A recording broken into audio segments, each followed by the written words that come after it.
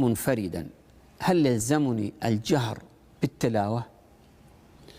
بسم الله الرحمن الرحيم. الحمد لله رب العالمين، والصلاة والسلام على أشرف الأنبياء والمرسلين نبينا محمد وعلى آله وصحبه أجمعين. الجهر بالتلاوة في الصلوات الجهرية سنة، سواء للإمام أو للمنفرد أو المأموم. فهذه المسألة مسألة مهمة، يعني بعض الناس لأن أحيانا ربما الإمام مثلا في صلاة الظهر مثلا ربما يجهر بالقراءة ناسيا، فهذه سنة، فلا يلزمه في هذه الحالة أن يسجد سجودا للسهو لو أنه جهر بالتلاوة. وكذلك لو أنه لم يجهر بصلاة مثلا العشاء أو المغرب أو الفجر ناسيا وصلى بالناس، فإنه لو ذكر بذلك فإنه أيضا لا يسجد للسهو لأنها سنة. لذلك أول ما نريد أن نؤكد عليه بأن الجهر بالقراءة سواء للإمام أو للمأموم أو أيضا المنفرد أنها سنة. ويشرع للمسلم أن يجهر بالقراءة سواء الإمام وكذلك أيضا المنفرد. الإمام يجهر بصلاته عند صلاة الفجر وكذلك في الركعتين الأولى والثانية في صلاتي المغرب وكذلك العشاء.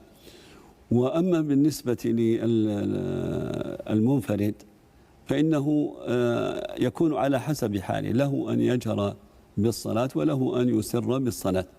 ولذلك لما سئل الإمام أحمد عن الإمام يجهر بالصلاة فقال أنه يجهر بالصلوات، وذكر الفجر والظهر والفجر والمغرب والعشاء.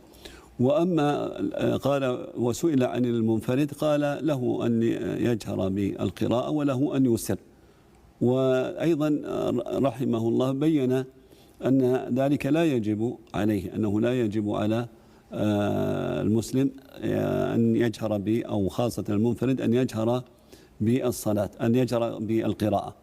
ولذلك هو مخير. لذلك نقول ينظر إلى حاله، ينظر الشخص أو الذي يقرأ إلى الأفضل في حاله. إذا كان جهره بالقراءة في الصلوات الجهرية هذا يساعده على الخشوع فنقول يجهر بالصلاة.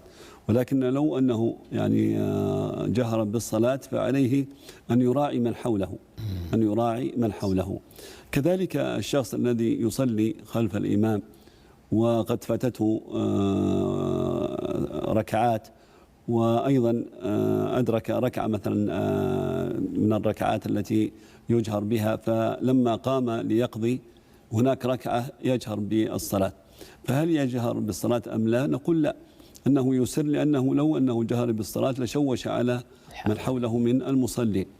ولكن لو أن شخصا دخل أو صلى لنفسه مثلا فاتته الصلاة وصلى لنفسه صلاة جهرية ثم جاء معه شخص فدخل معه، فالسنة أنه يجهر بالقراءة.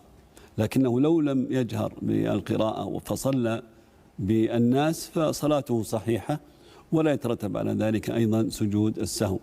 ربما بعض الناس يشكل عليه، يقول أنا صليت مع شخص صلاة العشاء من أولها ولكنه لم يجهر، دخل معه وهذا الشخص مثلا لم يجهر بالقراءة، ربما يكون خجلا وربما يكون لا يعرف الحكم، فهذا الشخص لم يجهر بالقراءة فصلاتهم صحيحة ولا شيء عليهم ولا يلزمهم في هذه الحالة سجود السهو. نعم.